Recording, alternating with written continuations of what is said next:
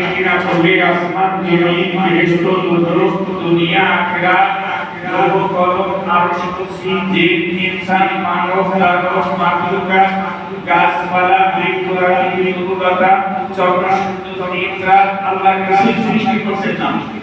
নবী সাল্লাল্লাহু আলাইহি ওয়াসাল্লামকে উম্মতের জন্য আল্লাহ তাআলা রাস্তা দেখানোর উদ্দেশ্যে দুনিয়াতে প্রেরণ করে আবার দুনিয়া থেকে আল্লাহ তাআলা তাকে কি দিয়েছেন। আল্লাহ তাআলার সঙ্গে তার মোলাকাত হয়েছে, আল্লাহ তাআলার সঙ্গে তার দিদার হয়েছে। নবী সাল্লাল্লাহু আলাইহি ওয়াসাল্লামকে দুনিয়া থেকে চলে যেতে হয়েছে। আমাকে আপনাকেও চলে যেতে হবে, আমাকে আপনাকেও চলে যেতে হবে।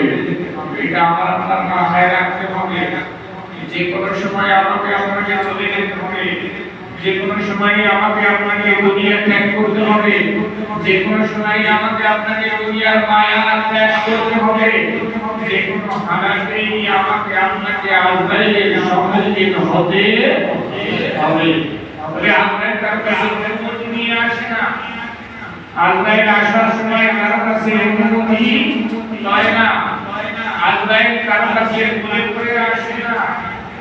আজরাইল কারো কাছে চিঠি দিয়ে আসে না। আজরাইল কারো কাছে সংবাদ দিয়ে আসে না। আজরাইল কারো কাছে মেসেজ দিয়ে আসে না, আমি আসতেছি তুমি প্রস্তুত হও, এরকম কারো কাছে মেসেজ দেয় না। হ্যাঁ, আমার আপনার নবী সাল্লাল্লাহু আলাইহি ওয়াসাল্লামের কাছে আজরাইল মেসেজ দিয়ে এসেছে। সুবহানাল্লাহ। যাকে আমরা সৃষ্টি না করলে আল্লাহ এসে সৃষ্টি করতেন না।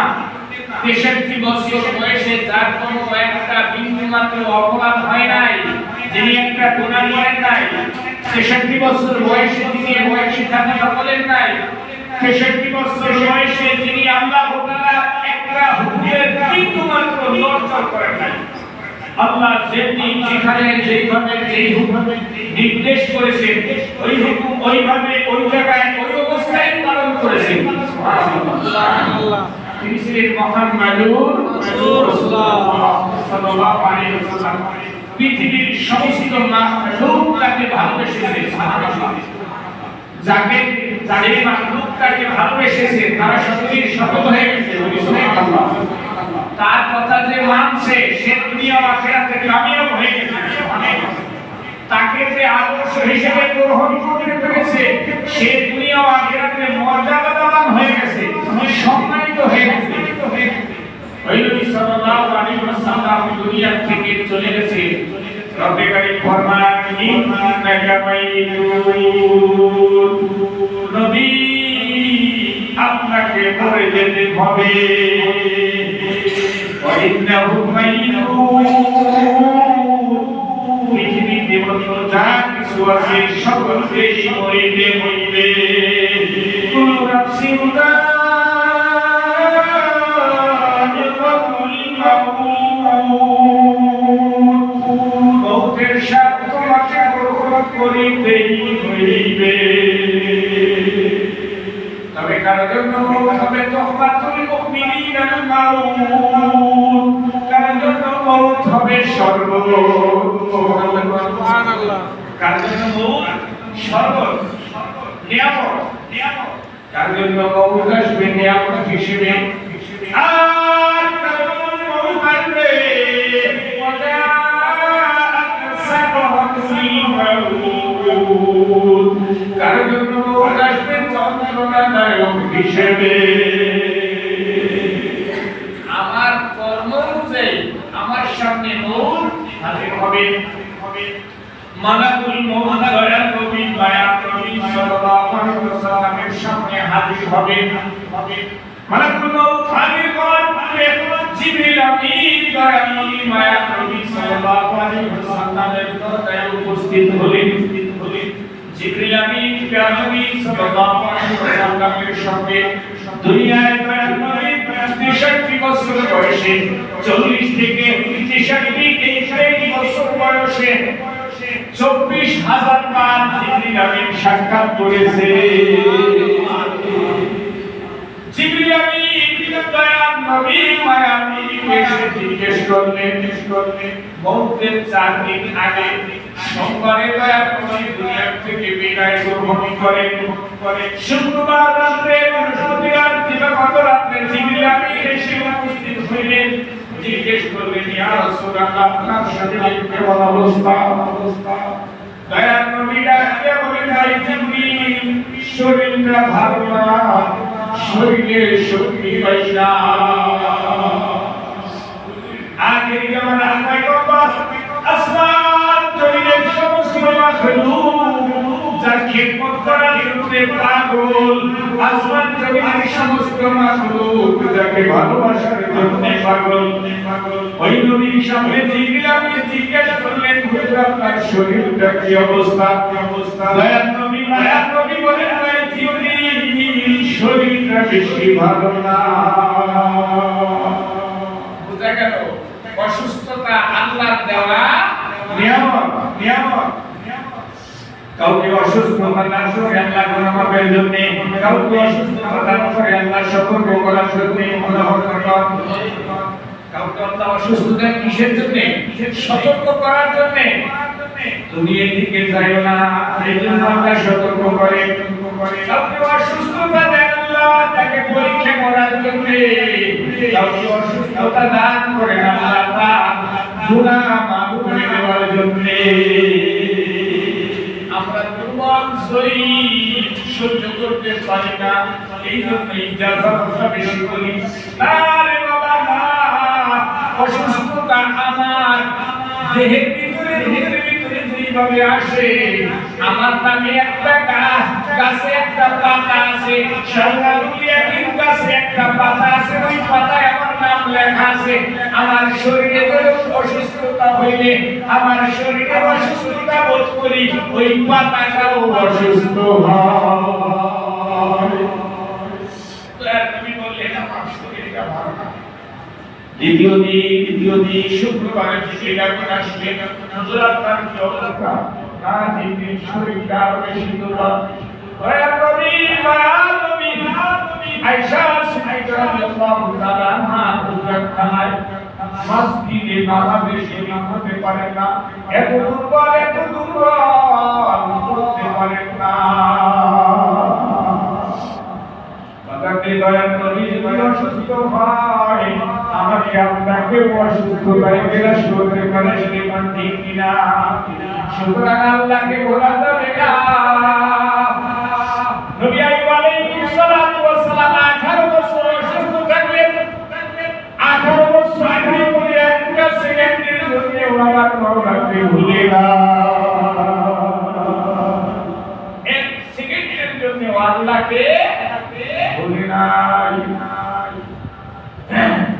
নবী মায়ার নবী সাল্লাল্লাহু আলাইহি ওয়াসাল্লামের কাছে মুখে একদিন আগে জিবরিল আবার আসে হুজুর আপনার কি অবস্থা বলে আমার শরীরটা অনেক দুর্বল হয়ে গেছে জানি না কি অবস্থা হবে সুস্থতা ফিরে পাবো কিনা মওতের দিন জিবরিল আমিন দয়ার নবী মায়ার নবী সাল্লাল্লাহু আলাইহি ওয়াসাল্লামের দরবারে উপস্থিত এই সময় আজরাইল আলাইহিস সালাতু ওয়াস সালাম দরজায় টোকা দিয়েছে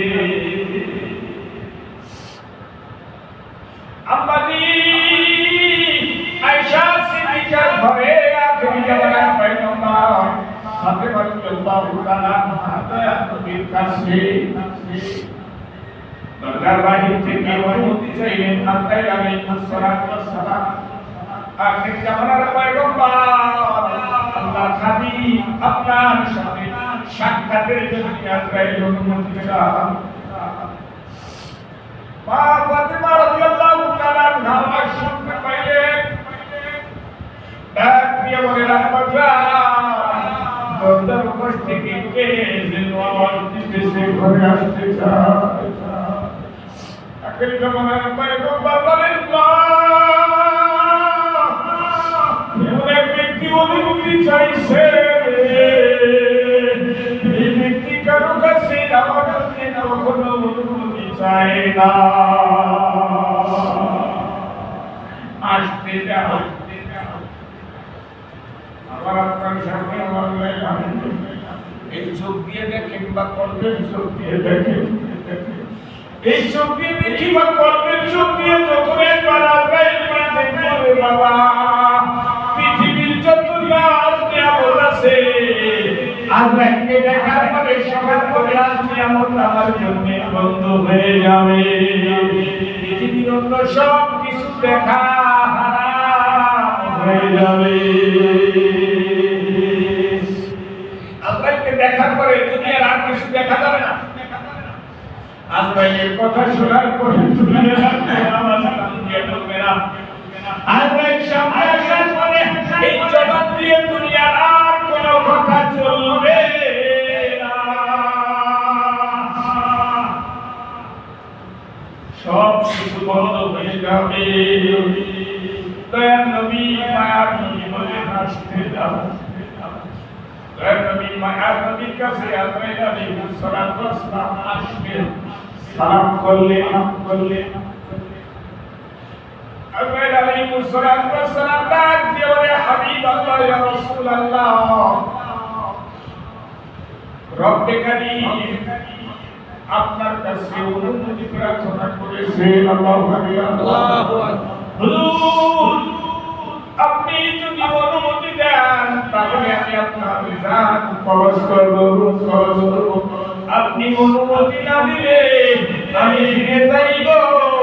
আপনার যতদিন ইচ্ছা উম্মতের ভিতরে দুনিয়ায় বেঁচে থাকবে। একজন মাত্র মানুষ তার কাছে অনুমতি চাইছেন আজরাইল। কেন আজরাইল জানে আল্লাহর হাবিবকে সৃষ্টি না করলে আমি আজরাইলের সৃষ্টি হইত না। আজরাইল অনুমতি চাইলেন। মুসা আলাইহিস সালামের কাছে আজরাইল আসলেন, অনুমতি চাইলেন। মুসা আলাইহিস সালাম বললেন, যদি অনুমতি না দেই তাহলে কি হবে? বলে আল্লাহর পয়গম্বর ও কালিমুল্লাহ মুসা আলাইহিস সালাম, আপনার ডান পাশে দেখেন একটা দুম্বার পিঠের উপরে হাত দেন। দুম্বার পিঠের উপরে হাত দিলে আপনার হাতের নিচে যতগুলো পশম পড়বে কত বছর হায়াত আল্লাহ আপনাকে দিলেন। বলে তারপরে কেমনে? কয় তারপরে আপনাকে মৌতের স্বাদ গ্রহণ করতেই হবে।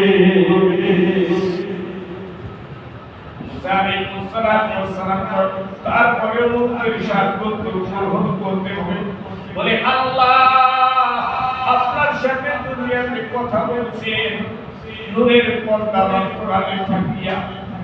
রব্বে কারীম আপনার সাথে সরাসরি কথা বলার জন্য অপেক্ষা করতেছেন। আপনি যদি চান তাহলে আপনার রূহ কবজ করে নিয়ে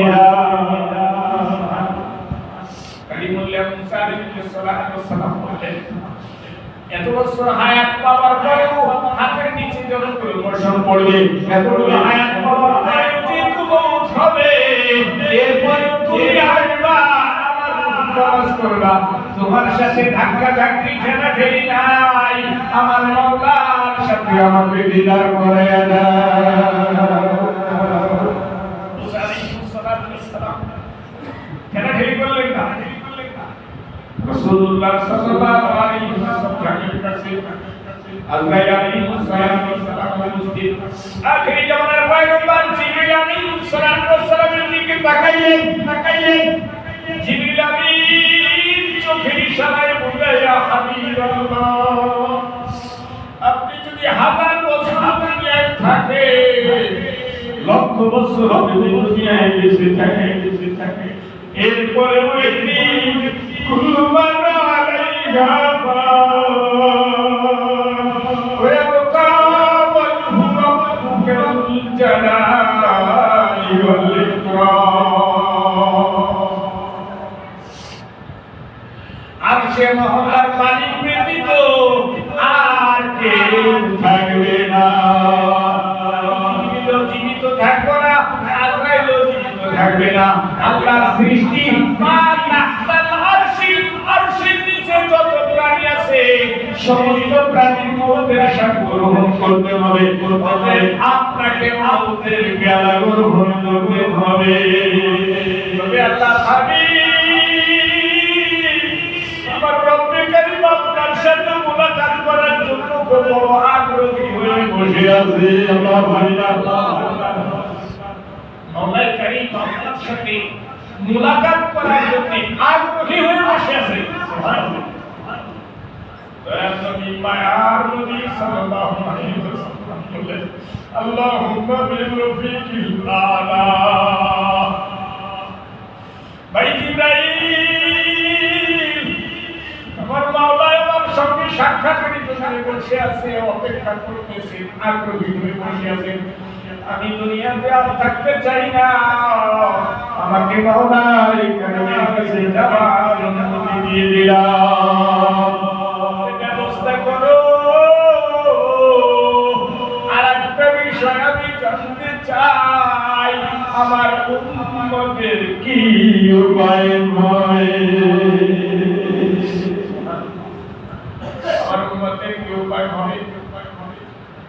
আজরাইল আলাইহিস সালাতু ওয়াস সালাম হাতখানা প্রসারিত করলেন। দয়ার নবী মায়ার নবী সাল্লাল্লাহু আলাইহি ওয়াসাল্লামের সিনার উপরে হাতখানা প্রসারিত করলেন। আখেরি জামানার পয়গম্বর হাবিব সাল্লাল্লাহু আলাইহি ওয়াসাল্লাম তার জীবনী বয়ান এত কষ্ট মৌতে না জানি আমার উম্মতের আরো কত বেশি কষ্ট হবে। তোমার হাত আমার মুখের উপরে রেখেছো, আমার মনে হয় 7 লোক আসমান আমার মুখের উপরে চাপা দিয়েছো। আমার উম্মতের এমন কষ্ট হবে মৌতে।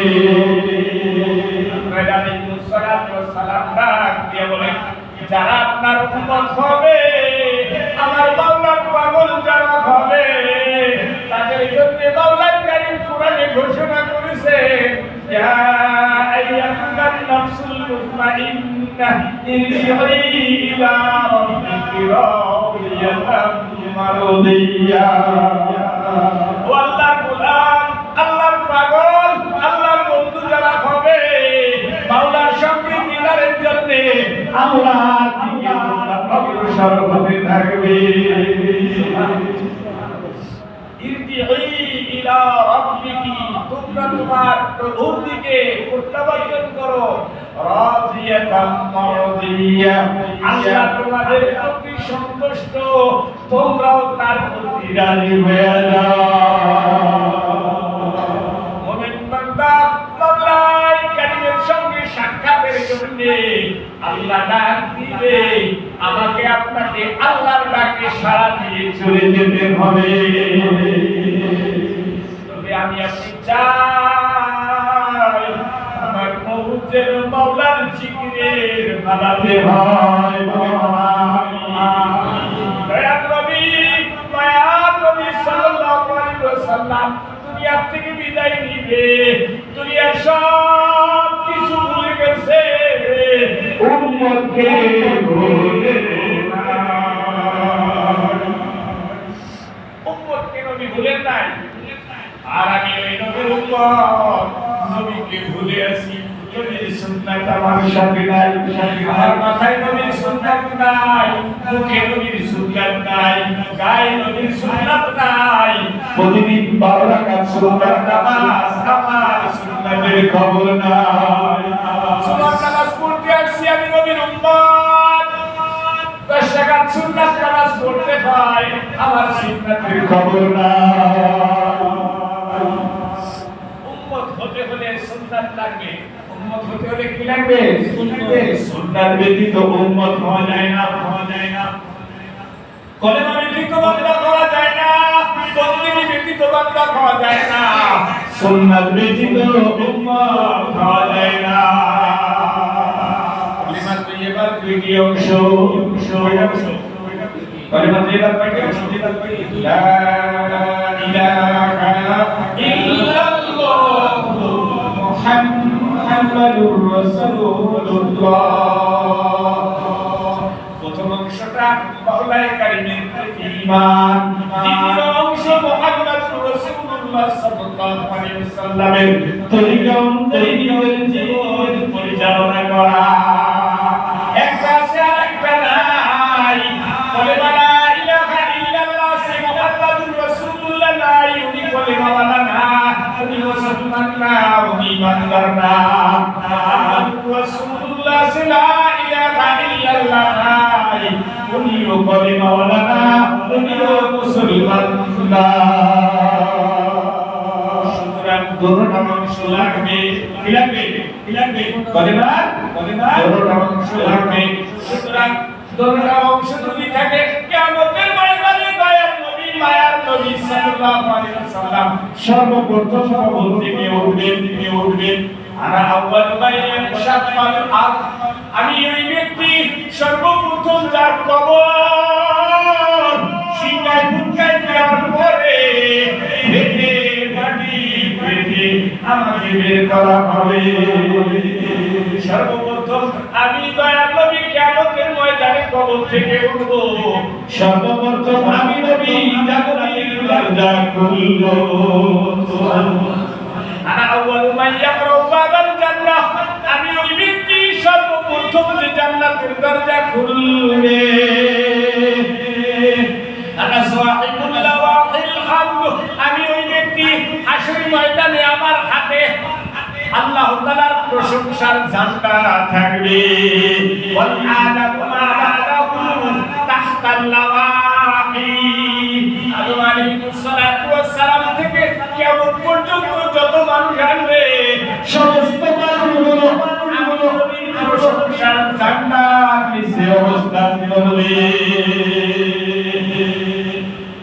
সুতরাং আল্লাহ তাআলা রাসূল সাল্লাল্লাহু আলাইহি ওয়াসাল্লামের তরিকার বাইরে নাজাতের কোনো পথ নাই কোনো পথ নাই আল্লাহ এবং তার রাসূলের তরিকার বাইরে যত পথ সব ভ্রান্ত সব বাতিল আল্লাহ তাআলার রাসূলের মত আল্লাহ তাআলার মত আল কোরআন আল্লাহ তাআলার বাণী কোরআন কোরআনে কারীমের তাফসীর হাদিস আল্লাহ নবী সাল্লাল্লাহু আলাইহি ওয়াসাল্লামের বাণী হাদিস আল্লাহ তাআলার বাণী কোরআন কোরআন এবং হাদিসের বাহিরে যত পথ আর মত আছে সব গোমরাহি সব ভ্রান্ত কোরআন এবং হাদিস এই দুইটাই হলো সঠিক পথ মা আনা আলাইহি ওয়া আসহাবি আমি যেই কোরআনের পথের উপরে ছিলাম আমি নবী যেই সুন্নাতের উপরে ছিলাম আমার সাহাবায়ে কেরামকে যেই কোরআনের উপরে আমি রেখে গেলাম আমার সাহাবায়ে কেরামকে যেই সুন্নাতের উপরে আমি রেখে গেলাম এই দুইটা ব্যতীত অন্য যত দল আছে যত মত আছে যত পথ আছে যত ফিরকা আছে যত গ্রুপ আছে যত দল আছে সব কিছুই ভ্রান্ত বাকপন্থী